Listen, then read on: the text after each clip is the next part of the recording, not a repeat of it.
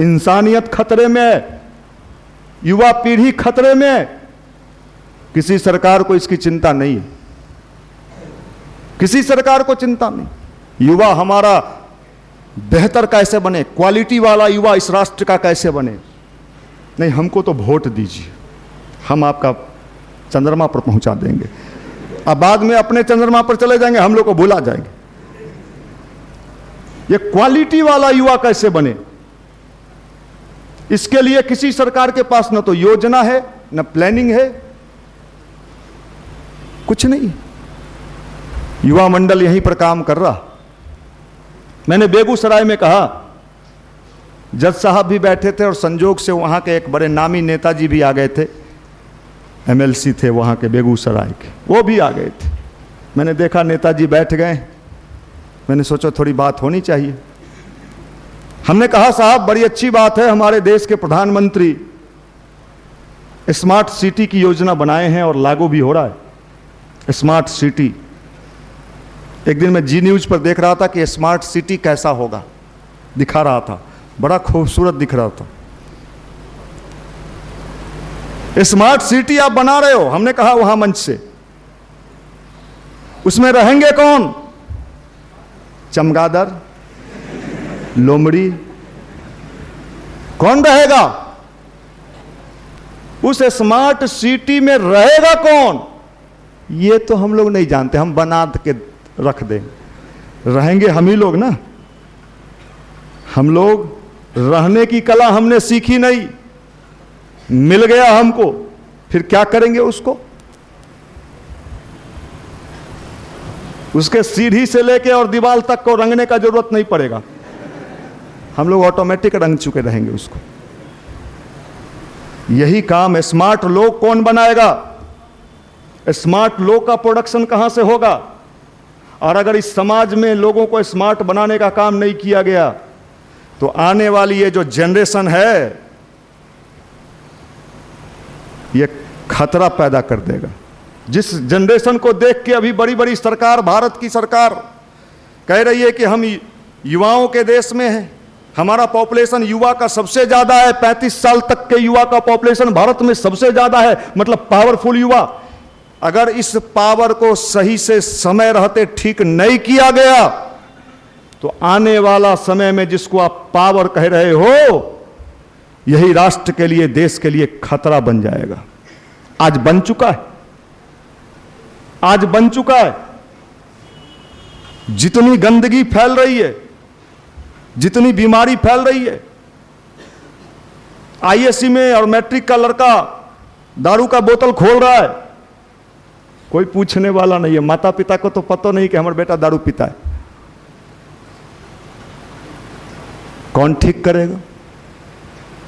कैसे ठीक होगा? अभी दैनिक जागरण एक निकाल रहा है संस्कार शाला करके, संस्कार शाला, नैतिक बौद्धिक विकास होना चाहिए युवाओं का। कैसे होगा?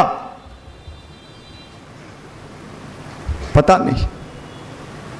अच्छे विचार को पढ़ने से, सुनने से और जीवन में लागू करने से। आने वाला समय झोला छाप स्टूडेंट जो हम कहते हैं नहीं रहने जा रहा है।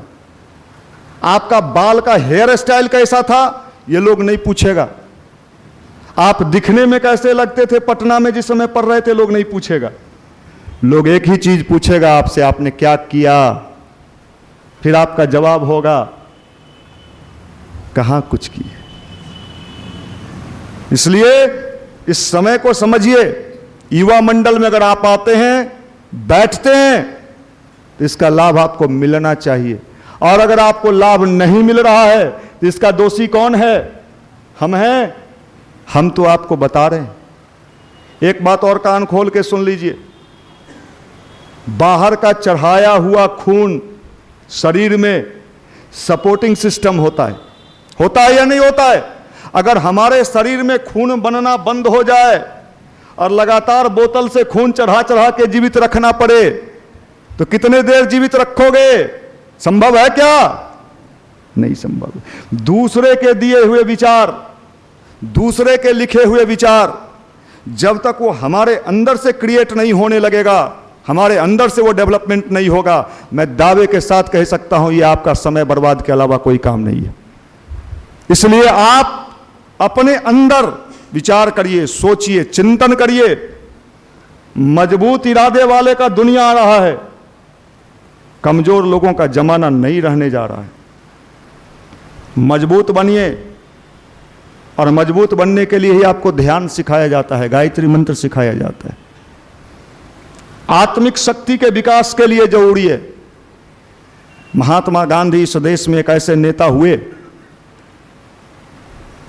जिन्होंने अंग्रेज की सत्ता को हिला दिया।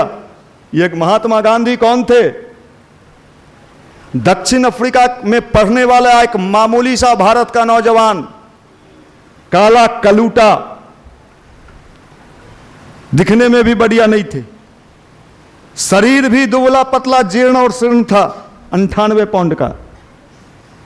इतने कमजोर थे कि दक्षिण अफ्रीका के एक कोर्ट में बहस, जब वकील के रूप में बहस करने के लिए जज के सामने खड़े हुए तो डर के मारे उनका पैर कांपने लगा। मुवक्किल ने कॉलर पकड़ के उनसे पैसा वसूल लिया, लाओ आपके जैसा वकील मुझे नहीं रखना, जो जज को देखते कांपने लगा। वही महात्मा गांधी के भीतर इतनी ताकत कहां से आ गई? इस देश की 200 वर्षों से जो गुलामी की जंजीर में जकड़ा हुआ था उसको हिला के रख दिया। अंग्रेज जब प्राइम मिनिस्टर उस समय जो थे, वहां से कोई वाइसराय बन के हमारे देश में आता था तो उसको शिक्षा दी जाती थी, भारत जा रहे हो, गांधी से कभी मिलने का मौका मिले तो आंख में आंख डाल के बात मत करना, उसकी आंखों में वो मैग्नेटिक पावर है, लोग अपने अनुसार हम यहां कहवा लेता है। लिखा है जब विदेश का कोई व्यक्ति गांधी से मिलने आता था तो सर नीचे करके बात करता था। ये मैग्नेटिक पावर गांधी के पास कहां से आया? कभी आपने विचार किया ये ताकत कहां से आया उस कमजोर बंदे के पास? गांधी की जीवनी पढ़ के देखिएगा। आधे घंटे बंद कमरे में नियमित प्रार्थना और ध्यान करते थे गांधी, और जब प्रार्थना और ध्यान की शक्ति गांधी की जीवन में आया तो बड़े बड़े सत्ता को झकझोर के रख दिया। और इस देश के जितने पढ़े लिखे नौजवान उस समय थे, नेहरू से लेकर पटेल तक, राजेंद्र बाबू तक, सब उनके पीछे पीछे चल दिए जैसे चुंबक के पीछे लोहा चलता है। यह है मैग्नेटिक पावर जो हर इंसान के भीतर है, दबा हुआ है, उसको जगाना पड़ता है। और जगाने का जो विज्ञान है, जो टेक्नोलॉजी है, उसी का नाम गायत्री मंत्र है, ध्यान है, भारतीय अध्यात्म है और भारतीय संस्कृति है। अभी आपने देखा भारत के प्रधानमंत्री ने पूरे दुनिया को हिला के रख दिया। मैं किसी पार्टी का प्रचार नहीं कर रहा, माफ करना, मैं व्यक्ति का अच्छाई का हमेशा प्रचारक रहा हूं, चाहे वो किसी भी दल का क्यों ना हो। पूरी दुनिया को हिला के रख दिया। अभी देखिए कहां गए थे कुछ दिन पहले? दुबई है। दुबई में गए, एक मुस्लिम कंट्री में पहली बार भारत के प्रधानमंत्री का स्पीच होता है। कहां का डिग्री था पता नहीं, लेकिन कल मैंने परसों टेलीविजन पर हमने देखा ये नरेंद्र मोदी जी 3 साल कहां समय बिताए थे, बता सकते हैं कोई? ऋषिकेश में।